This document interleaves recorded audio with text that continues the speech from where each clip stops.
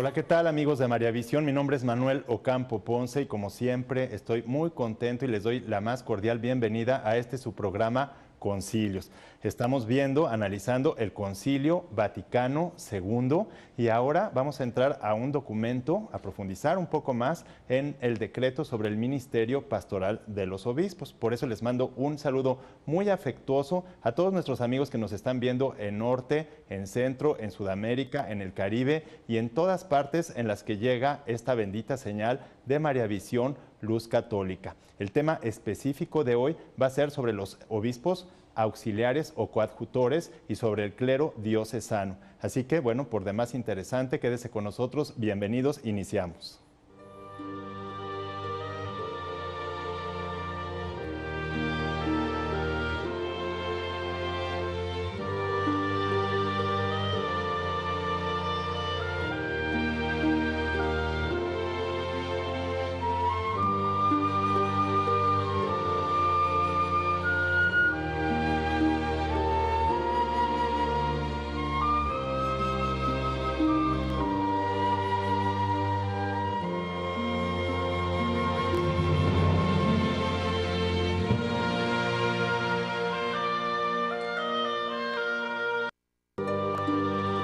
Aquí estamos ya en su programa Concilios, muy contentos y bueno, antes que nada quiero darles nuestras vías de comunicación para estar muy comunicados dentro del transcurso de este programa.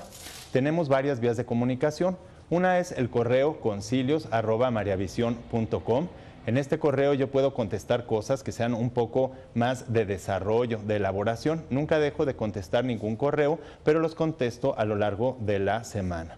Pero si usted quiere entrar inmediatamente en comunicación conmigo, tengo dos vías. Una es la de mi Twitter, que es @filos1403, P mayúscula, H minúscula, YLOS 1403, Manuel Ocampo Ponce, o bien mi cuenta de Facebook, que es manuel.ocampo.ponce. El día de hoy sí voy a poder recibir todas las solicitudes de amistad y también responderlas y aceptarlas a todos los que, bueno, me hagan solicitud durante el programa. Ya me di cuenta de que en esta cuenta pues tenía como un candado para que no pudiera, y hasta que algunos amigos me dijeron que no podían hacerme solicitudes porque no llegaban, me di cuenta de este candado que tenía la cuenta, pero ya lo pude quitar. Ya ven que no es tan fácil todo esto de las redes sociales, y ahora sí voy a poder recibirlos a todos ustedes con mucho gusto para poder interactuar inmediatamente dentro del programa y que usted nos vaya diciendo pues sus inquietudes, externando algún comentario o alguna duda. Con mucho gusto, si está a nuestro alcance, la podremos resolver. Bueno, pues estamos entrando en el Concilio Vaticano II y más propiamente en lo que es el decreto, un decreto sobre el ministerio pastoral de los obispos. Recordemos, para los que apenas están empezando a ver el programa, que el Concilio Vaticano II fue el último concilio ecuménico, es decir, una asamblea de toda la Iglesia, de la Iglesia Universal, que se celebró en la Iglesia Católica a mediados en los años 60 del siglo pasado. Este concilio se dio en un contexto histórico muy dramático, porque es la plena modernidad, entrando a la época contemporánea, después de las guerras mundiales, el holocausto nazi y todos los problemas que se presentaron, la revolución sexual. Por eso es que ahora, a 50 años del Concilio Vaticano II, pues estamos y tenemos nosotros que hacer un recuento para ver qué es lo que ha sucedido después de este concilio. Estos concilios son grandes asambleas y por lo mismo son como un huracán. Se dan en contextos donde ya se plantean retos nuevos a la Iglesia Católica, retos pues por la ciencia, la tecnología, las comunicaciones, las costumbres, en este caso la globalización, y por eso hay que dar respuestas. La Iglesia no es un organismo estático ni muerto o inerte, sino es un organismo vivo, es un cuerpo vivo que tiene a Cristo por cabeza y que todos sus miembros somos todos los bautizados. Pero este cuerpo que vive, pues va dando respuestas y va dando soluciones pastorales, soluciones doctrinales a todos los tiempos. Además, la doctrina católica tampoco es algo que esté completamente paralizado, sino que toda la revelación se va explicitando a lo largo de los siglos hasta que la Iglesia alcance su perfección al final de los tiempos. Y por lo mismo vamos penetrando en la naturaleza de esta revelación, la revelación que incluye la Sagrada Escritura y la sagrada tradición de la Iglesia. Primero es la tradición y después la Escritura. Incluso la tradición es la que valida la Escritura. El canon de la Escritura para saber si un texto es o no es sagrado, pues lo da la Sagrada Tradición. Por eso la Sagrada Escritura, Antiguo y Nuevo Testamento, y la Sagrada Tradición son es lo que constituye la divina revelación que a través de los siglos se va desvelando, explicitando, profundizando, y que ahora, bueno, pues vamos viendo que no solo el Concilio Vaticano II, sino también los sínodos son importantes, sínodos que se van celebrando para cuestiones particulares como el sínodo de la familia, y en fin. Pues ahora este documento que vamos a ver hoy, a estar analizando, forma parte de todos los documentos que fueron constituciones, declaraciones, los decretos que se realizaron durante los trabajos del Concilio Vaticano II. Y este propiamente es el decreto sobre el ministerio pastoral de los obispos. Y ahora vamos a ver quiénes son estos obispos auxiliares o coadjutores y también el trabajo del clero diocesano con el obispo. Es interesante ver porque nosotros vemos que en algunas diócesis pues no nada más hay un obispo o un cardenal, sino que hay varios obispos, pero uno es el obispo, ¿verdad? El obispo diocesano, y los otros obispos se llaman auxiliares o coadjutores también. ¿Cuándo sucede esto? Bueno, todo el trabajo, todo el ministerio pastoral del obispo, por el que se ejerce el único sacerdocio de Cristo, tiene como finalidad el bien de las almas. Eso es lo más importante de todo. No, todo lo demás, todo va ordenado al bien espiritual, principalmente de las almas, aunque también al bien integral de las almas, también al bien material de las almas, pero sobre todo espiritual. Y el obispo es el responsable de este bien.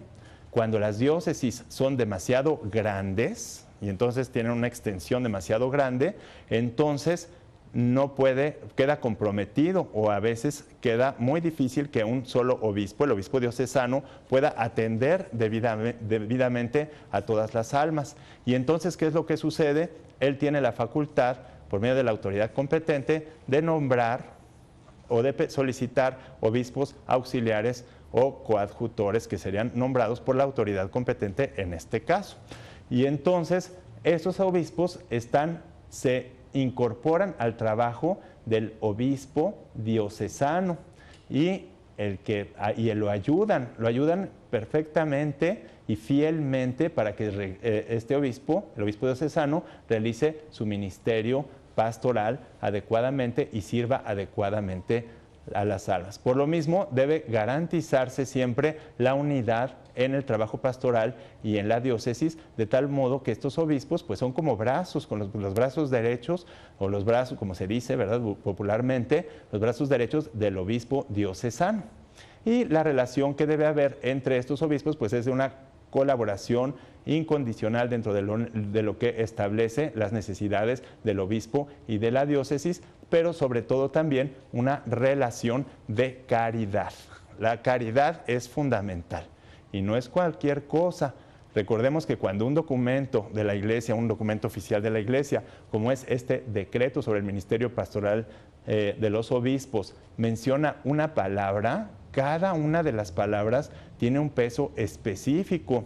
Por eso a veces cuando nosotros no tenemos una formación doctrinal o una formación católica en el lenguaje de la Iglesia católica, pues podemos pasar por encima de las palabras y decir, ay, qué raro, no entendí nada, porque no tenemos un conocimiento profundo de lo que es cada uno de los términos que vienen aquí. Y cuando yo leo y dice que debe estar fundada en la caridad, bueno, pues ahí se ve, la caridad supone siempre la verdad.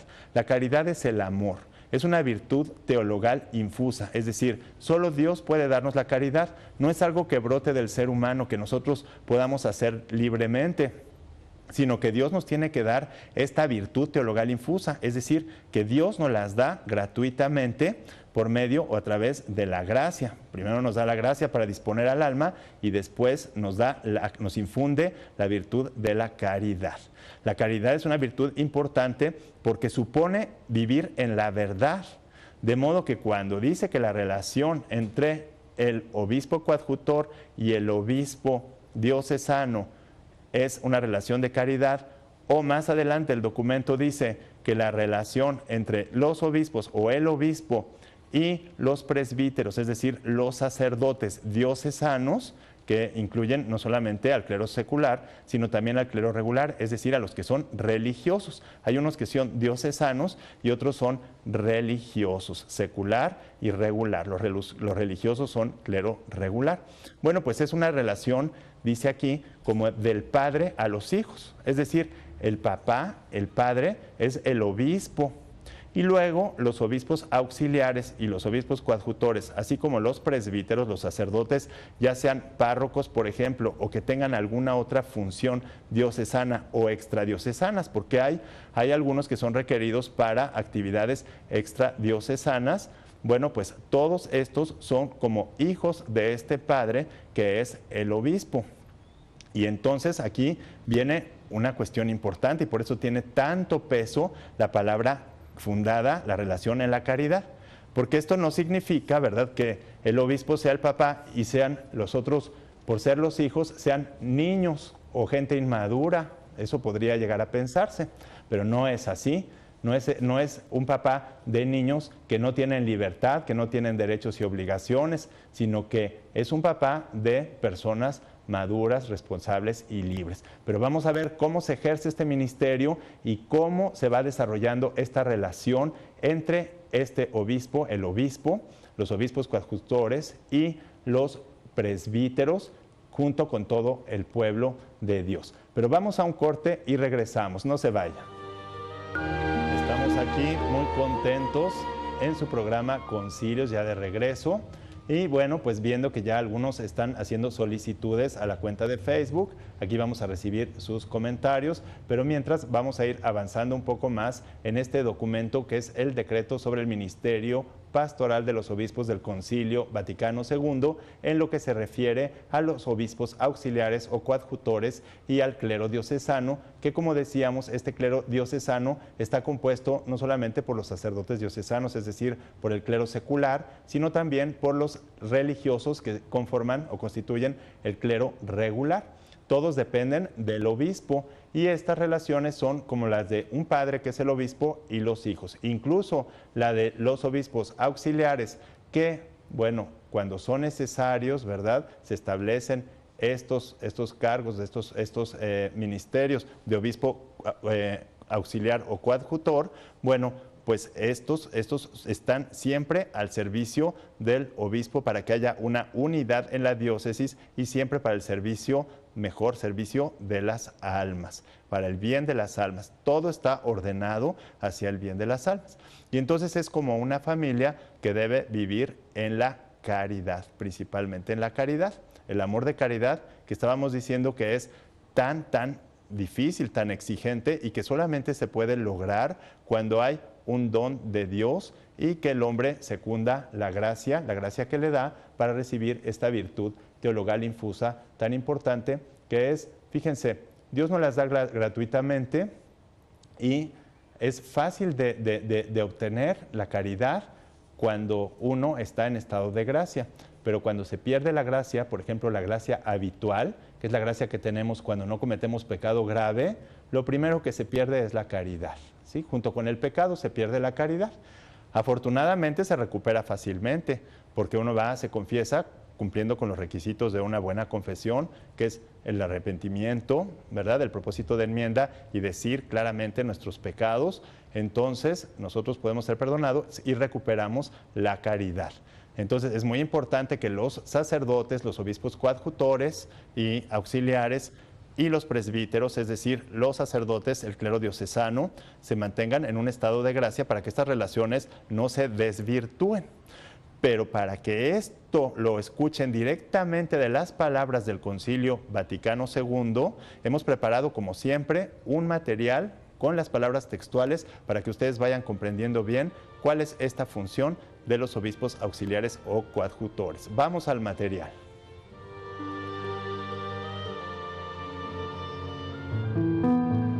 El decreto sobre el ministerio pastoral de los obispos, en su número 25 y 26, que corresponden al inciso 1, se refiere a los obispos, coadjutores y auxiliares con las siguientes palabras textuales. En el gobierno de las diócesis, provéase el deber pastoral de los obispos, de modo que se busque siempre el bien de la grey del Señor. Este bien, debidamente procurado, exigirá no rara vez que se constituyan los obispos auxiliares, porque el obispo diocesano, o por la excesiva amplitud de la diócesis, o por el crecido número de habitantes, o por circunstancias especiales del apostolado, o por otras causas naturales, no puede satisfacer por sí mismo todos los deberes episcopales como lo exige el bien de las almas. Alguna vez, una necesidad especial puede exigir que se constituya un obispo coadjutor para ayuda del obispo diocesano. Estos obispos, coadjutores o auxiliares, han de estar provistos de facultades precisas y adecuadas para que, salve siempre la unidad del régimen diocesano y la autoridad del obispo propio, su labor resulte totalmente eficaz y se salvaguarde mejor la dignidad debida a los obispos. Los obispos coadjutores y auxiliares, por lo mismo que son llamados a participar de la solicitud del obispo diocesano, desarrollen su labor de modo que estén en todo de acuerdo con él. Manifiéstenle además reverencia obsequiosa y él ame y aprecie fraternalmente a los obispos coadjutores y auxiliares. Cuando el bien de las almas así lo exija, no dude el obispo diocesano en pedir a la autoridad competente uno o más auxiliares, que son puestos en las diócesis sin derecho a sucesión. Si en las letras del nombramiento no se dijera nada, nombre el obispo diocesano al auxiliar o auxiliares vicarios generales o a lo menos vicarios episcopales, dependientes tan solo de su autoridad, y hará bien en consultarlos para la solución de los asuntos de mayor trascendencia, sobre todo el de índole pastoral. A no ser que la autoridad competente estableciere otra cosa, el poder y las facultades que tienen por derecho los obispos auxiliares no expiren con la cesación de el cargo del obispo diocesano. Es de desear que al vacar la sede se confiera al obispo auxiliar, o si son varios, a uno de ellos, el cargo de regir la diócesis, si no aconsejan lo contrario razones graves. El obispo coadjutor, es decir, el que se nombra con derecho de sucesión, siempre ha de ser nombrado por el obispo diocesano vicario general. En casos particulares, la autoridad competente le podrá conferir mayores facultades. Para procurar en el presente y en el porvenir el mayor bien de la diócesis, el obispo diocesano y el obispo coadjutor no dejen de consultarse mutuamente en los asuntos de mayor importancia. En el número 27, el inciso 2 se refiere a la curia y consejos diocesanos, afirmando textualmente que el cargo principal de la curia diocesana es el de vicario general, pero siempre que lo requiera el régimen de la diócesis, el obispo puede nombrar uno o más vicarios episcopales que en una parte determinada de la diócesis o en cierta clase de asuntos, o con relación a los fieles de diverso rito, tienen de derecho la misma facultad que el derecho común confiere al vicario general. Entre los colaboradores del obispo en el gobierno de la diócesis se encuentran asimismo aquellos presbíteros que constituyen un senado o consejo, como el cabildo catedral, el grupo de consultores u otros consejos, según las circunstancias y condiciones de los diversos lugares. Estas instituciones, sobre todo los cabildos de la catedral, hay que reformarlos, en cuanto sea necesario, para acomodarlos a las necesidades actuales. Los sacerdotes y seglares que pertenecen a la curia diocesana sepan que prestan su ayuda al ministerio pastoral del obispo. Hay que organizar la curia diocesana de modo que resulte un instrumento apto para el obispo, no solo en la administración de la diócesis, sino también en el ejercicio de las obras de apostolado. Es muy de desear que se establezca en la diócesis un consejo especial de pastoral, presidido por el obispo diocesano, formado por clérigos, religiosos y seglares especialmente elegidos. El trabajo de este consejo será investigar y justipreciar todo lo perteneciente a las obras de pastoral y sacar de ello conclusiones prácticas.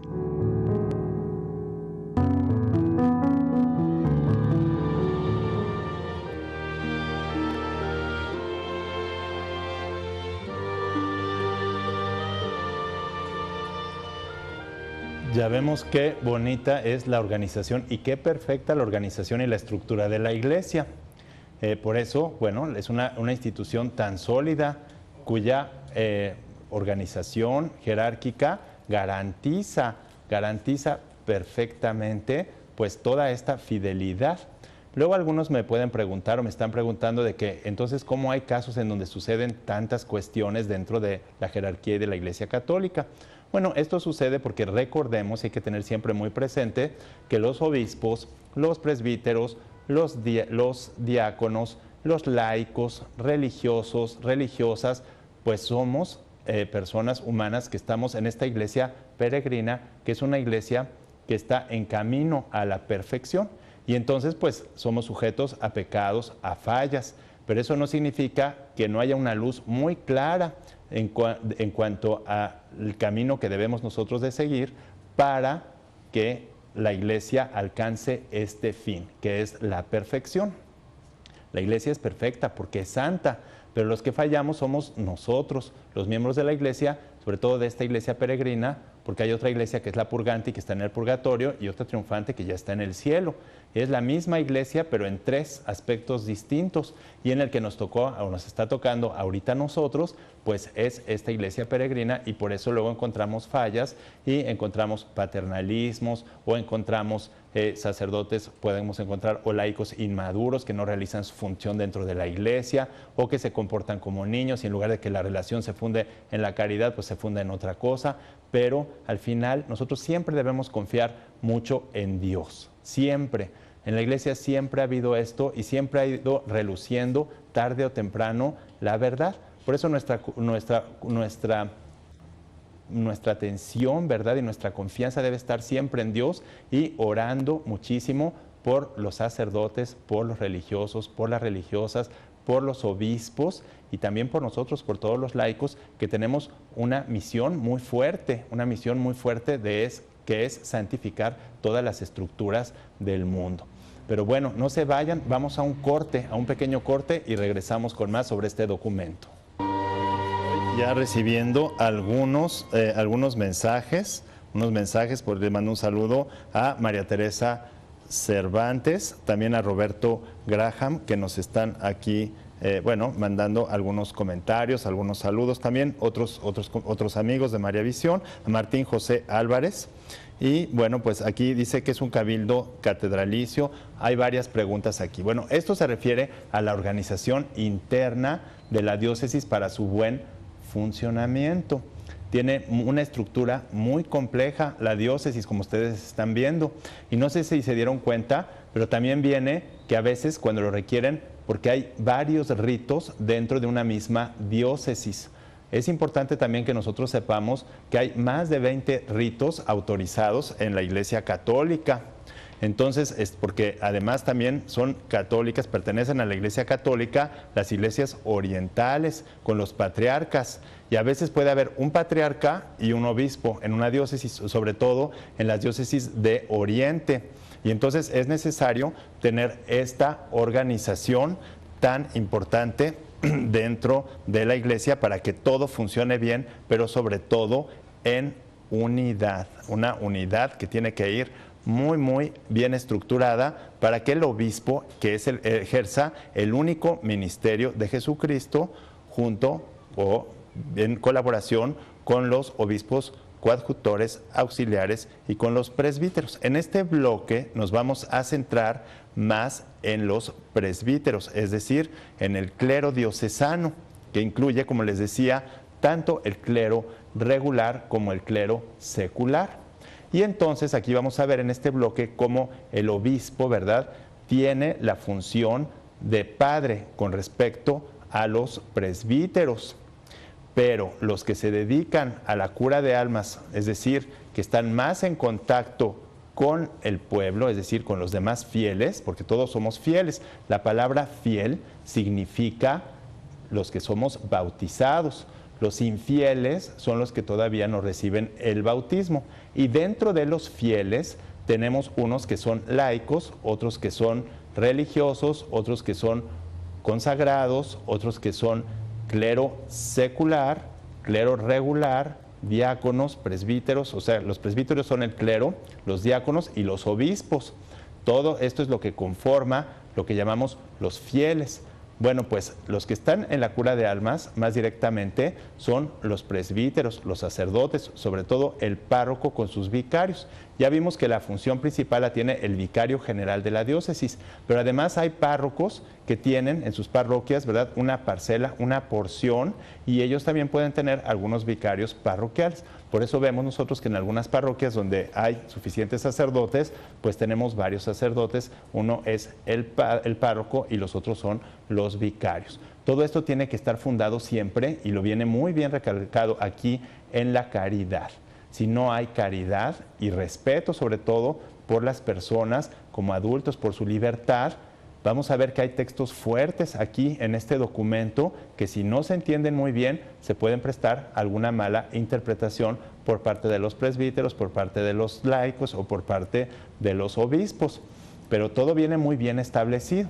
Y entre las funciones que tienen estos presbíteros, o sea, es decir, el clero diocesano, están, junto con la del obispo, la de enseñar, santificar y regir. Y aquí viene, en esta parte de este bloque, muy bien explicado a qué se refiere cuando decimos enseñar. Enseñar al pueblo la palabra de Dios, su correcta y su sana interpretación, los documentos oficiales de la iglesia, la predicación, la santificación, principalmente con el ejemplo, con el cariño, con el amor a las almas, a través de los sacramentos, del ejercicio de los sacramentos, principalmente y como centro de todos, la Eucaristía, pero poniendo un énfasis muy grande y muy fuerte en el sacramento de la penitencia, al que siempre todos los sacerdotes deben estar o están obligados de escuchar a todas las personas que requieran este sacramento de la penitencia o de la reconciliación. Y por último, regir, que también vamos a explicar qué es, pero vamos al material para que ustedes lo oigan directamente de las palabras del Concilio Vaticano II.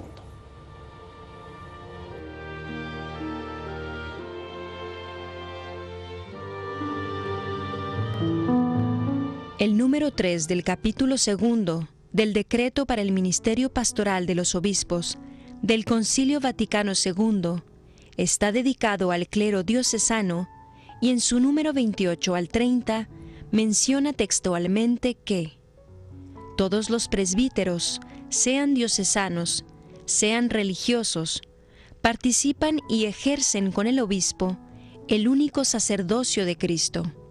Por consiguiente, quedan constituidos en diligentes cooperadores del orden episcopal.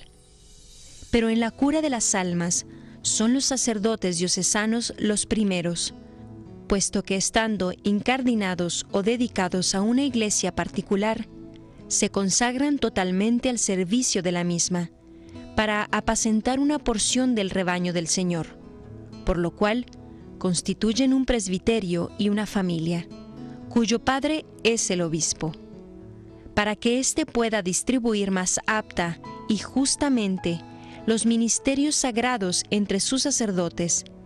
Deben tener la libertad necesaria para conferir oficios y beneficios, quedando suprimidos, por lo tanto, los derechos y privilegios que coarten de alguna manera esta libertad. Las relaciones entre el obispo y los sacerdotes diocesanos deben fundarse en la caridad, de manera que la unión de la voluntad de los sacerdotes con la del obispo haga más provechosa la acción pastoral de todos, por lo cual, para promover más y más el servicio de las almas, sírvase el obispo establecer diálogos privados o en común con los sacerdotes, no solo cuando se presente la ocasión, sino también en tiempos establecidos en cuanto sea posible. Estén unidos entre sí todos los sacerdotes diocesanos y estimúlense por el celo del bien espiritual de toda la diócesis. Por otra parte, recuerden que los bienes adquiridos con ocasión del oficio eclesiástico están relacionados con el ministerio sagrado. Ayuden generosamente, según sus medios, a las necesidades aún materiales de la diócesis, conforme a la indicación del obispo. Cooperadores muy próximos del obispo son también aquellos sacerdotes a quienes confía un cargo pastoral u obras de apostolado en las escuelas o en otros institutos o asociaciones. De igual modo, los sacerdotes dedicados a obras supradiocesanas, al realizar excelentes obras de apostolado, han de ser objeto de su atención, sobre todo el obispo en cuya diócesis moran. Cooperadores muy especiales del obispo son los párrocos, a quienes se confía como a pastores propios el cuidado de las almas en una parte determinada de la diócesis, bajo la autoridad del obispo. 1. En el desempeño de este cuidado, los párrocos con sus auxiliares cumplan su deber de enseñar, de santificar y de regir de tal manera que los fieles y las comunidades parroquiales se sientan, en realidad, miembros tanto de la diócesis como de toda la Iglesia universal. Por lo cual, colaboren con otros párrocos y otros sacerdotes que ejercen en el territorio el oficio pastoral, como son, por ejemplo, los vicarios foráneos, los decanos o dedicados a las obras de índole supraparroquial, para que no falte la unidad en la diócesis en el cuidado pastoral e incluso sea éste más eficaz. El cuidado de las almas ha de estar además informado por el espíritu misionero, de modo que llegue a todos los que viven en la parroquia. Pero si los párrocos no pueden llegar a algunos grupos de personas, reclamen la ayuda de otros, aún seglares, para que les ayuden en lo que se refiere al apostolado.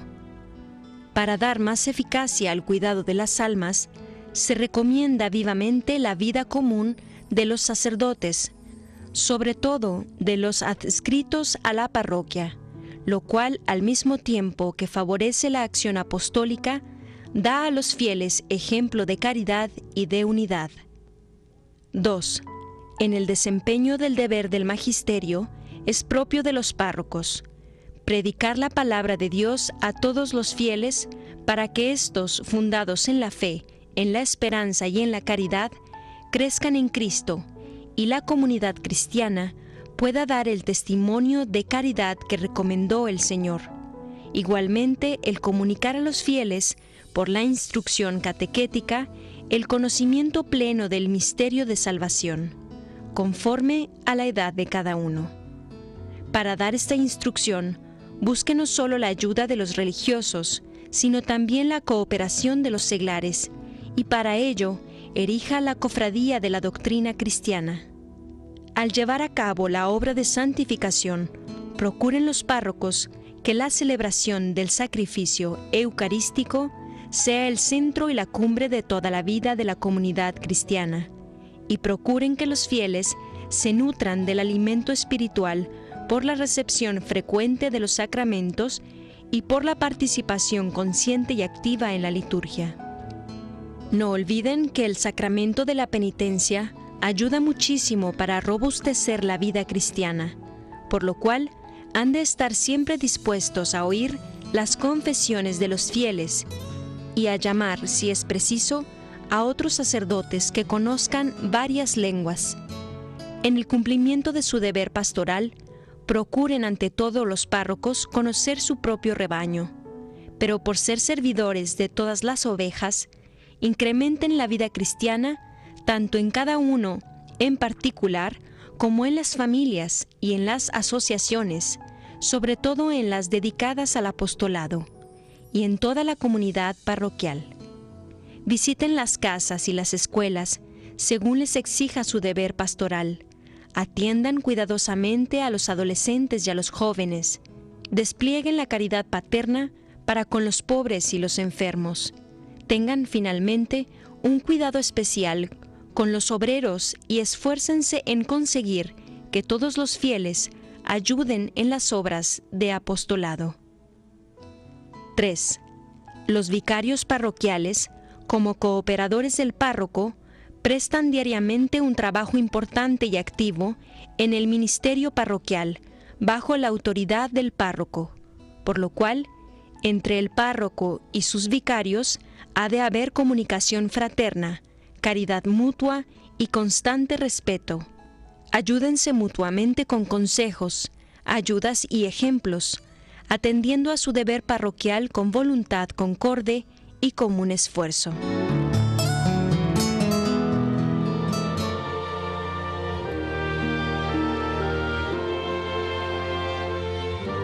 Qué cosas tan bonitas vienen en este documento, pero fíjense cuántas veces menciona la palabra caridad, caridad, caridad. Si no se funda en la caridad toda esta relación entre el obispo, los presbíteros, es decir, el clero diocesano, los laicos, entre toda la iglesia, todo se echa a perder. Y el orden de la caridad es un amor muy perfecto. Ya decíamos, esta virtud teologal infusa que Dios nos da y que consiste, fíjense, principalmente en amar a Dios sobre todas las cosas. El segundo es amarnos a nosotros mismos, y el orden de la caridad da, en tercer lugar, el amor al prójimo como Dios nos ama a nosotros. Ese es el orden, a Dios, a nosotros y al prójimo. Si no amamos a Dios, no nos podemos amar bien nosotros, y si no nos amamos, tampoco podemos amar a los demás. Por eso todo esto exige una madurez, una relación madura entre los obispos, sobre todo, y el clero diocesano, en donde, aunque el obispo es como un padre y los presbíteros, como dice aquí en el documento textualmente, son como los hijos, no son unos hijos que son unos niños inmaduros que no gozan de una plenitud en su libertad, en sus derechos. Y aunque en este texto, si ustedes escucharon muy bien, viene una parte fuerte donde para poder ejercer su ministerio, el obispo, bueno, no puede tener nada que lo coarte para lograr esta misión, y entonces está, bueno, de alguna manera los derechos y las libertades, ¿verdad?, de los presbíteros en función de esta misión apostólica, pero es exclusivamente en lo que se refiere a esta misión apostólica y fundado todo en la caridad, es decir, en el verdadero amor al prójimo, es decir, el amor verdadero que debe tener el obispo a los presbíteros. Y ese amor exige que el presbítero se realice como persona, que tenga un proyecto de vida, un proyecto personal, un proyecto de santificación, y que no tampoco se atropellen los derechos, y entonces se convierta esto, si no hay caridad, en una relación tiránica, como un gobierno tiránico, como en las tiranías seculares del mundo, las tiranías mundanas o las dictaduras mundanas. Ustedes saben que la tiranía y la dictadura es lo mismo, nada más que una es griega y la otra es romana.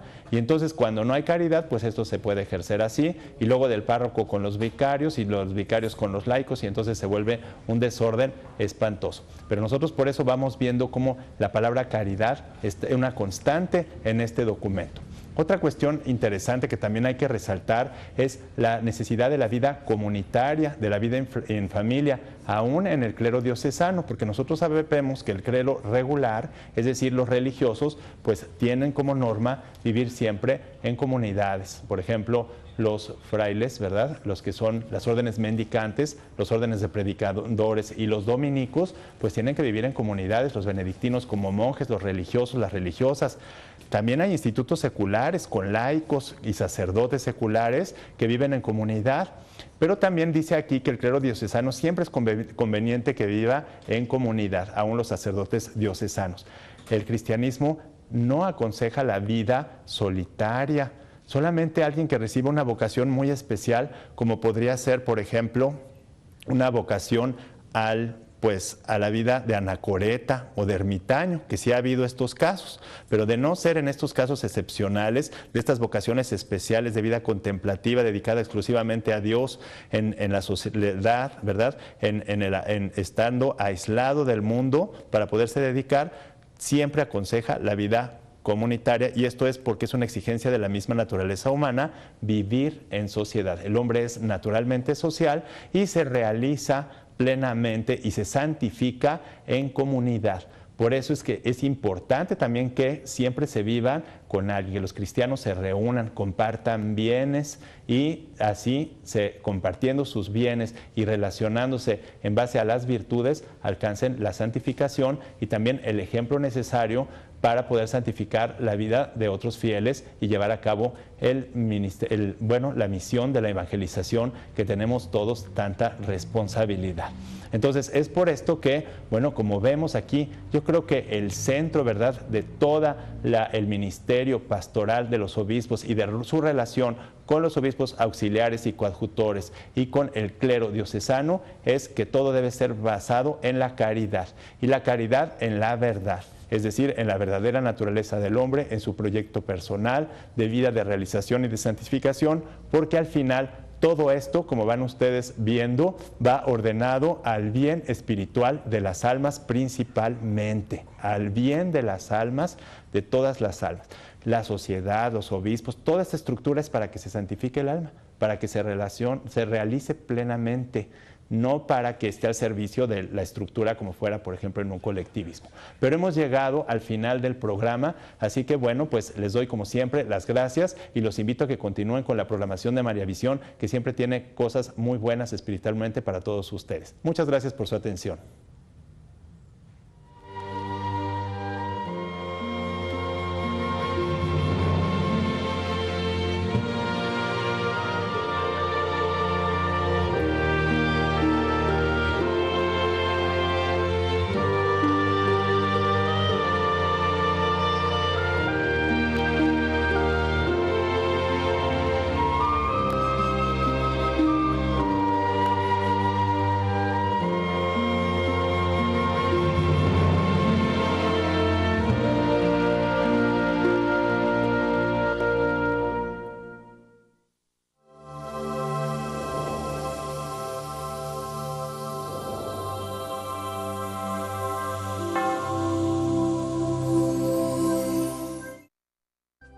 Si usted desea una copia de este programa, por favor contáctenos a los siguientes teléfonos.